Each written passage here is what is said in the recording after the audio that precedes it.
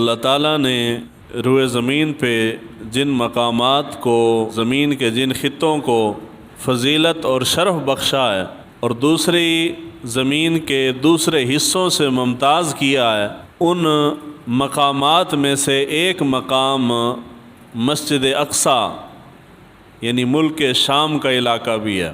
حضور نبی اکرم صلی اللہ علیہ وآلہ وسلم کے ارشاد گرامی ہے، ان مقامات کے متعلق جن مقامات کو اللہ تعالیٰ نے فضیلت اور شرف بخشا ہے، ان کے متعلق حضور کا ارشاد گرامی ہے۔ حضور صلی اللہ علیہ وآلہ وسلم نے ارشاد فرمایا، قرب قیامت، علامات قیامت کی بڑی نشانیوں میں سے نشانی ہے کہ دجال ظاہر ہوگا، اور دجال جو ہے وہ پوری زمین کا چکر لگائے گا، ہر خطے میں، ہر علاقے میں، زمین کے ہر حصے میں جائے گا۔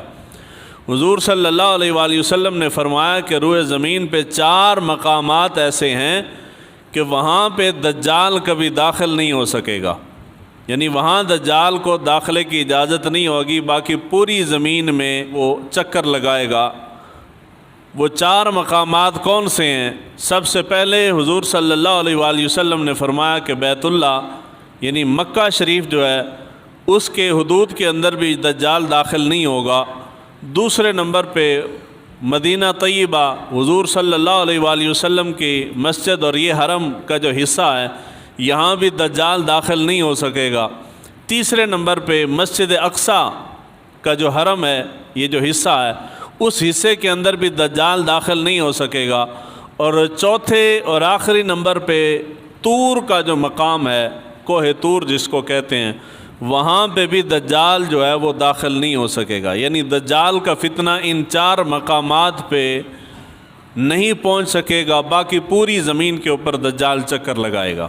تو اللہ تعالیٰ نے زمین کے جن جن خطوں کو فضیلت اور شرف بخشا ہے، جن کو ممتاز کیا ہے دوسرے حصوں سے، ان مقامات میں، ان خطوں میں سے ایک خطہ ملک شام کا خطہ ہے، اور ملک شام کے اندر خصوصاً مسجد اقصیٰ کا جو حصہ ہے، اس کو بھی اللہ تعالیٰ نے فضیلت عطا فرمائی۔ قرآن مجید فرقان حمید کے اندر کئی مقامات پہ، کثیر مقامات پہ ملک شام اور مسجد اقصیٰ کا ذکر ہے۔ ان میں سے سب سے پہلی آیت مبارکہ 15واں سپارہ سورہ بنی اسرائیل، اس کی پہلی آیت مبارکہ جو میں نے تلاوت کی، واقعہ معراج کے متعلق جب گفتگو ہوتی ہے تو آپ بارہا اس آیت مبارکہ کو سنتے ہیں۔ اللہ تعالیٰ نے ارشاد فرمایا، سبحان الذی اسری بعبدہ لیلا من المسجد الحرام الی المسجد الاقصی، یعنی یہ وہ مقام ہے کہ جہاں اللہ تعالیٰ نے مسجد اقصیٰ کا صراحت کے ساتھ واضح الفاظ کے اندر ذکر فرمایا۔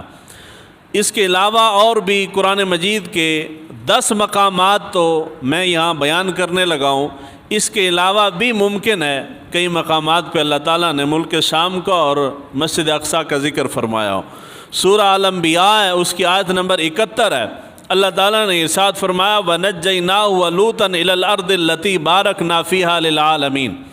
اللہ تعالیٰ نے ارشاد فرمایا کہ ہم نے حضرت ابراہیم اور حضرت لوط علیہ نبینا وعلیہ الصلاۃ والسلام، ان کو ظالموں سے نجات دے کر ایسی زمین کی طرف ان کو لے آئے جس زمین کے اندر جہان والوں کے لیے برکتیں ہیں، صرف ان کے لیے نہیں بلکہ تمام جہان والوں کے لیے ہم نے اس زمین کے اوپر برکتیں رکھی ہیں۔ اور یہاں پہ الی الارض التی بارکنا فیہا للعالمین، اس سے مراد مفسرین کرام نے کہا ہے کہ اللہ تعالیٰ نے اس سے مراد جو ہے وہ ملک شام اور یہ مسجد اقصیٰ کا جو علاقہ ہے یہ حصہ ہے، یعنی اللہ تعالیٰ نے حضرت ابراہیم کو اور حضرت لوط علیہ السلام کو اس سرزمین کی طرف ہجرت کرنے کو حکم دیا تھا۔ اس کے بعد حضرت موسیٰ علیہ نبینا علیہ الصلاۃ والسلام کے بارے میں آتا ہے، آپ نے اپنی قوم سے فرمایا، خطاب فرمایا، یا قوم ادخلوا الارض المقدسۃ التی کتب اللہ لکم، فرمایا میری قوم اس مقدس سرزمین کے اندر تم داخل ہو جاؤ۔ وہ جس مقدس سرزمین کی طرف اللہ کے نبی اشارہ فرما رہے ہیں وہ سرزمین شام ہے، یعنی مسجد اقصیٰ کی سرزمین ہے۔ اس کے بعد سورہ بقرہ کے اندر اللہ تعالیٰ نے ارشاد فرمایا وَإِذْ قُلْنَا ادْخُلُوا هَٰذِهِ الْقَرْيَةَ، اور سورہ الاعراف کی آیت نمبر 161 کے اندر اللہ تعالیٰ نے ارشاد فرمایا اُسْكُنُوا هَٰذِهِ الْقَرْيَةَ۔ ان دونوں مقامات میں امام طبری نے تفسیر کرتے ہوئے فرمایا کہ ان دونوں مقامات سے مراد سرزمین شام یعنی مسجد اقصیٰ کی سرزمین ہے۔ اس کے بعد سورہ الانبیاء کی آیت نمبر 81 میں اللہ تعالیٰ نے ارشاد فرمایا الارض التی بارکنا فیہا، کہ وہ برکت والی سرزمین جس کو کہا جا رہا ہے اس سے مراد ملک شام کی سرزمین ہے۔ اس کے بعد سورہ الاعراف کی آیت نمبر 137 میں، سورہ سبا کی آیت نمبر 18 میں، مؤمنون کی آیت نمبر 50 میں، سورہ تین والتین والزیتون کی پہلی آیت، بنی اسرائیل کی آیت نمبر 7 میں، اور سورہ قاف کی آیت نمبر 41 میں، ان تمام آیات میں ملک شام اور مسجد اقصیٰ کا ذکر ہے۔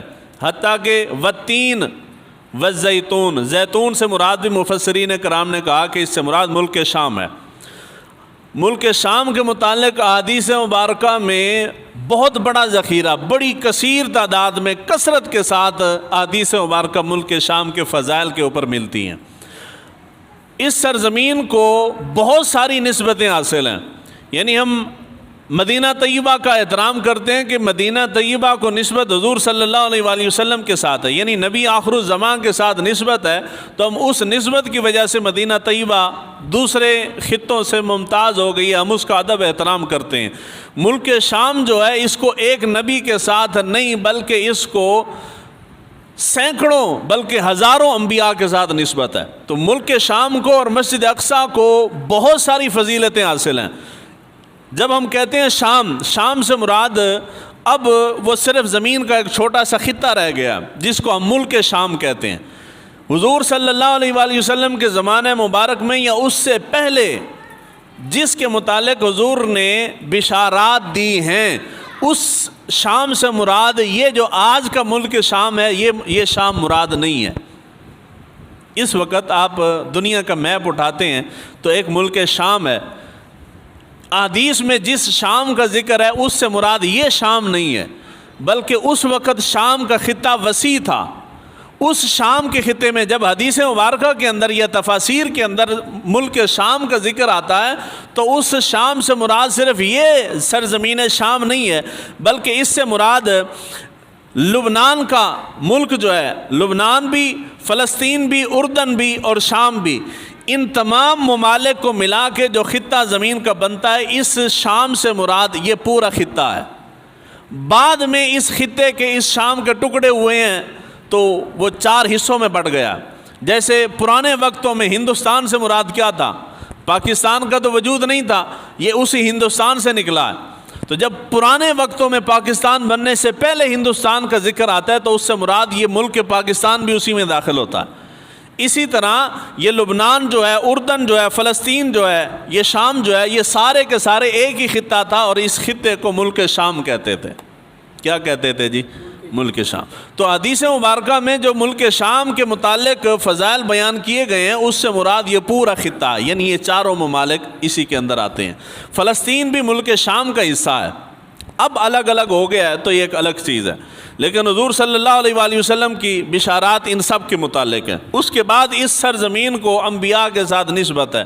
اللہ تعالیٰ کے سینکڑوں ہزاروں انبیاء اسی سرزمین کے اوپر پیدا ہوئے ہیں اور اسی سرزمین کے اوپر ان کی قبور ہیں، اور کئی انبیاء ایسے تھے کہ جو پیدا تو کسی اور سرزمین پہ ہوئے ہیں مگر اس سرزمین کی عظمت اور فضیلت کی وجہ سے وہ دور دراز علاقوں سے ہجرت کر کے فلسطین میں آ کے آباد ہوئے، اور ان میں ایک نبی تو ایسے ہیں، بخاری شریف کی روایت ہے، حضرت موسیٰ علیہ نبینا علیہ الصلاۃ والسلام نے اللہ تعالیٰ سے دعا کی تھی کہ باری تعالیٰ اس سرزمین کی عظمت اور فضیلت کی وجہ سے، جیسے ہم دعا کرتے ہیں نا باری تعالیٰ ہمیں مدینے میں موت آئے، ہمیں مکے میں موت آئے، جنت البقیع میں مدفن نصیب ہو، اللہ کے نبی حضرت موسیٰ علیہ السلام نے ملک شام کے اوپر جب آپ تشریف لائے تو آپ نے یہاں پہ کھڑے ہو کے اللہ تعالیٰ سے دعا کی، باری تعالیٰ مجھے جب موت دے تو اسی سرزمین شام کے اوپر موت عطا فرما۔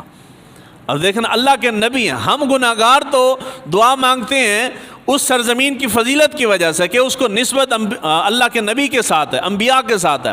تو اللہ کے نبی اگر ملک شام میں کھڑے ہو کے دعا مانگ رہے ہیں کہ اے باری تعالیٰ مجھے اس سرزمین پہ موت عطا فرما، تو اس سے معلوم ہوتا ہے کہ وہ سرزمین کتنی فضیلت اور شان والی ہوگی کہ اللہ کے نبی بھی اس سرزمین میں دفن ہونے کی آرزو رکھتے ہیں. یہ بخاری کی روایت ہے. اس کے علاوہ بہت سارے انبیاء تھے جو تھے تو دوسرے علاقوں سے، مگر وہ ہجرت کر کے ملک شام کے اندر آئے. ان میں حضرت ابراہیم علیہ نبینا علیہ الصلاۃ والسلام ہیں، حضرت اسحاق ہیں، حضرت یعقوب، حضرت یوشع، حضرت موسیٰ، حضرت داؤد، حضرت سلیمان، حضرت زکریا، حضرت لوط، حضرت یحییٰ اور حضرت عیسیٰ علیہ نبینا علیہ الصلاۃ والسلام. حضرت عیسیٰ علیہ السلام کی قتل کی سازش یہودیوں نے اسی سرزمین کے اوپر رچائی.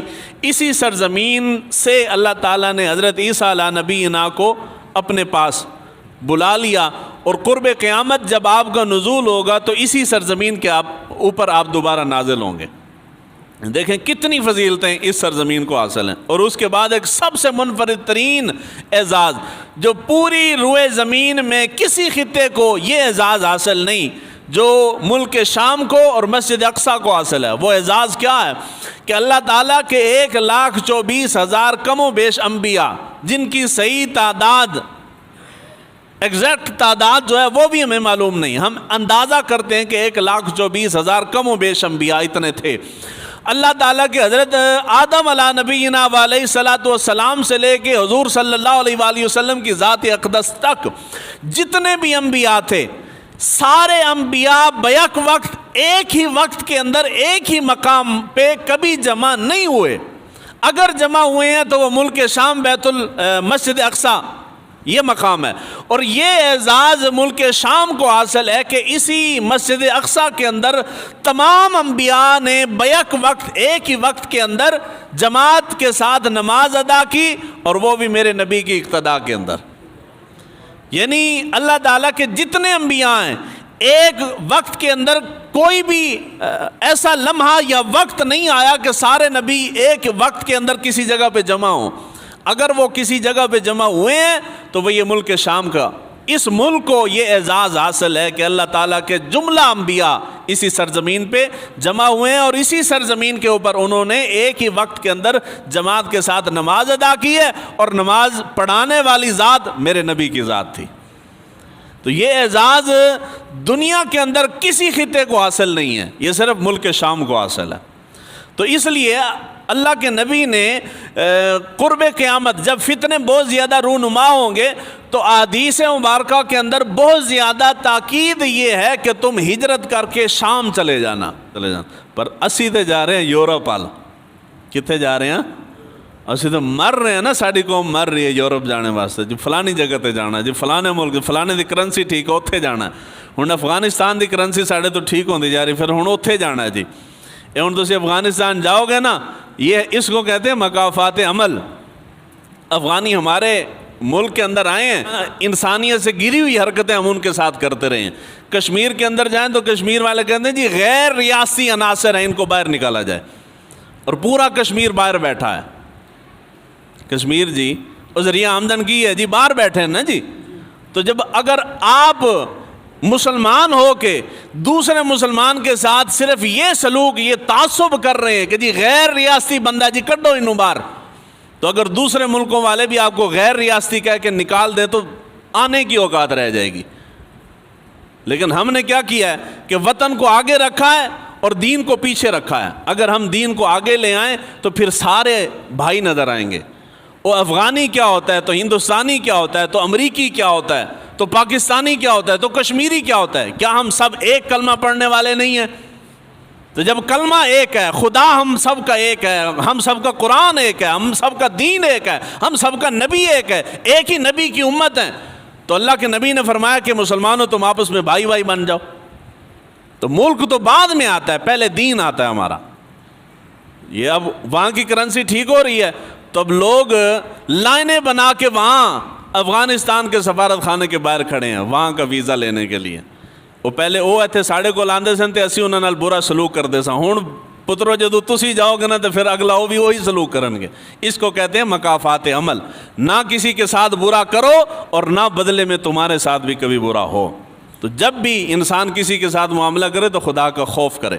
تو میں عرض کر رہا تھا کہ اللہ کے نبی نے فرمایا کہ جب مشکل وقت آئے، حالات مشکل ہو جائیں، آزمائشیں تکلیفیں آنا شروع ہو جائیں، فتنے رونما ہونا شروع ہو جائیں، تو ایمان والو اگر ایمان بچانا چاہتے ہو تو تم ہجرت کر کے شام چلے آنا۔ اب شام کے اوپر احادیث مبارکہ ہیں، حضور صلی اللہ علیہ وآلہ وسلم نے فرمایا کہ اہل شام کے لیے خوشخبری ہے۔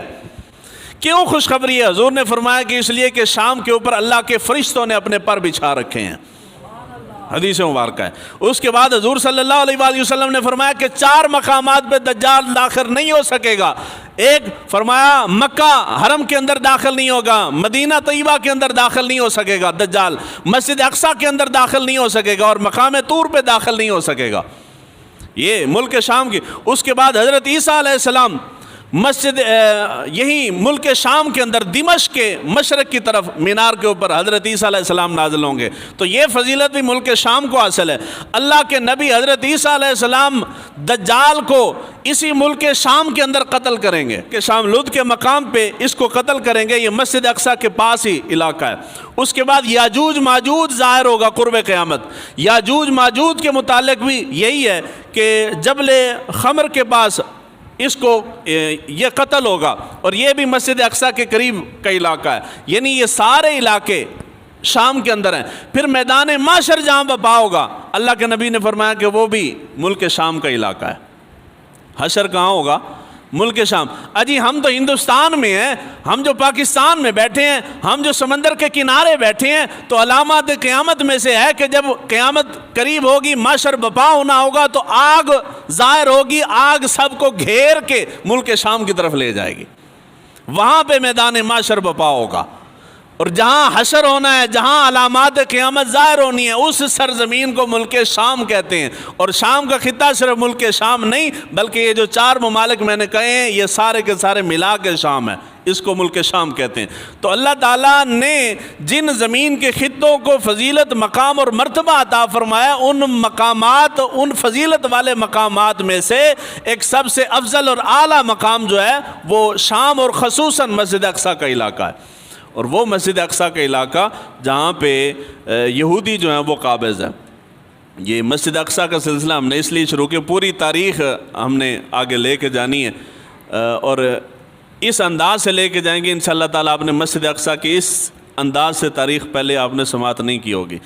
بیان کرنے کا مقصد یہ ہے کہ مسلمانوں کے دلوں کے اندر مسجد اقصیٰ، جیسے ہم مکہ اور مدینہ کا ادب اور احترام کرتے ہیں، ان کا مقام اور فضیلت ہمارے دلوں کے اندر گھر کر گئی ہے، اسی طرح مسلمان جانیں کہ ان دونوں مقامات کا حفاظت اور ادب کرنا بھی ہمارے ایمان کا حصہ ہے، اور ان دونوں کے ساتھ مسجد اقصیٰ کی حفاظت کرنا بھی ہمارے ایمان کا نہ کرے ہو اسی کہڑا جانے پر آنکھوں تے سے ان کی حفاظت کرنا ہمارے ایمان کا، مسلمان ہونے کے ناطے ہمیں ان کا خیال اور احترام کرنا چاہیے۔